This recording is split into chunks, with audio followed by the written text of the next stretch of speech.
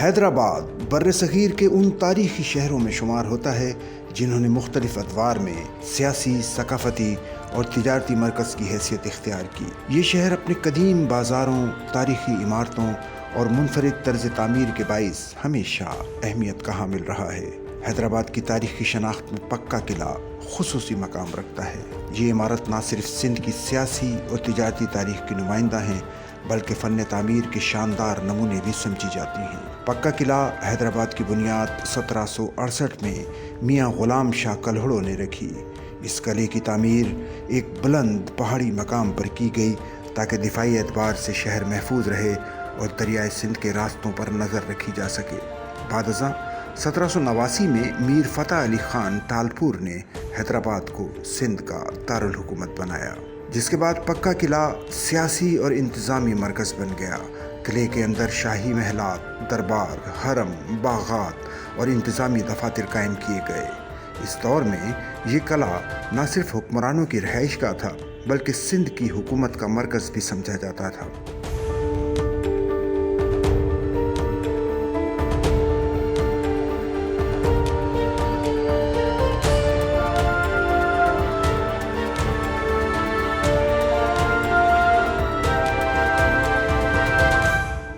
پکا قلعہ تقریباً 33 ایکڑ رقبے پر مشتمل تھا اور اس کی مضبوط فصیلیں دور سے ہی اپنی شان و شوکت کا احساس دلاتی تھیں۔ قلعے کے اندر سرنگوں کا ایک قدیم نظام بھی موجود تھا۔ قلعے کا مرکزی دروازہ دفاعی حکمت عملی کے تحت بلند مقام پر تعمیر کیا گیا تھا۔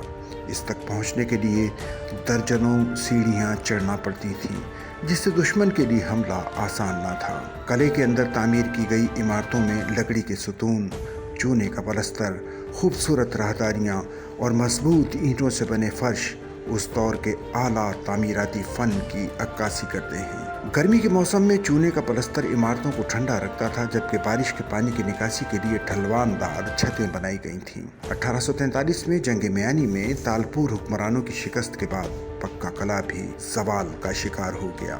برطانوی فوج نے قلعے کے بیشتر محلات اور حرم کو مسمار کر دیا۔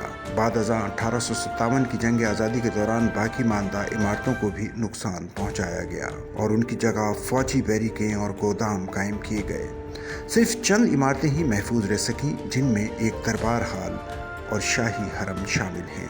یہ عمارتیں آج بھی تالپور دور کے فن تعمیر کی خوبصورتی بیان کرتی ہیں۔ بدقسمتی سے آج پکا قلعہ شدید ٹوٹ پھوٹ کا شکار ہے۔ قلعے کے اندر آبادی قائم ہو جانے کے باعث تاریخی دیواروں میں رہائشی کمرے، باورچی خانے اور دیگر تعمیرات کر دی گئی ہیں، جس سے اس تاریخی ورثے کو نقصان پہنچ رہا ہے۔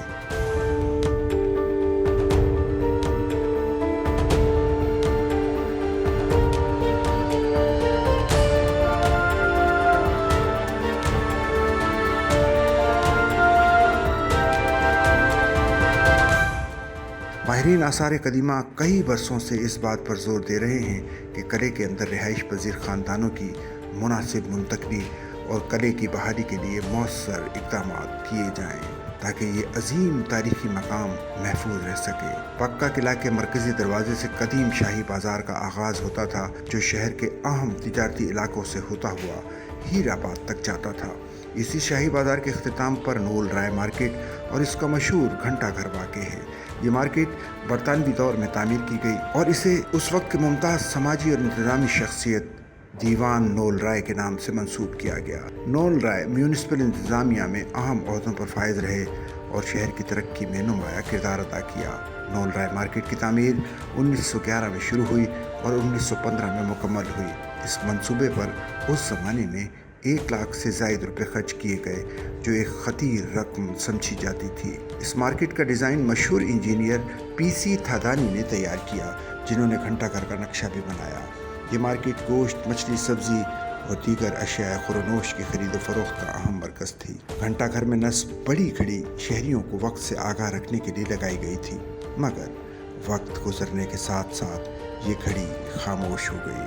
قیام پاکستان کے بعد کئی دہائیوں تک یہ مارکیٹ اپنی اصلی حالت میں قائم رہی، لیکن بعد ازاں تجاوزات، ناقص دیکھ بھال اور شہری بے ہنگم ترقی کے باعث اس کی خوبصورتی متاثر ہونے لگی۔ لیکن اس کے باوجود آج بھی نول رائے مارکیٹ حیدرآباد کی تجارتی سرگرمیوں کا اہم مرکز ہے اور اندرونی سندھ سے آنے والے ہزاروں افراد یہاں خریداری کے لیے آتے ہیں۔ 2017 میں سندھ حکومت نے نول رائے مارکیٹ اور گھنٹہ گھر کو صوبائی ثقافتی ورثہ قرار دیا۔ اگر ان تاریخی عمارتوں کی مناسب بحالی کی جائے تو یہ مقامات نہ صرف سیاحت کے فروغ کا باعث بن سکتے ہیں بلکہ حیدرآباد کی تاریخی شناخت کو بھی دوبارہ زندہ کر سکتے ہیں۔ حیدرآباد کا پکا قلعہ اور نول رائے مارکیٹ صرف تاریخی عمارتیں نہیں بلکہ سندھ کی تہذیب، سیاست، ثقافت اور فن تعمیر کی زندہ علامتیں ہیں۔ ان کی حفاظت اور بحالی وقت کی اہم ضرورت ہے تاکہ آنے والی نسلیں اپنے ماضی کی عظمت سے آگاہ رہ سکیں۔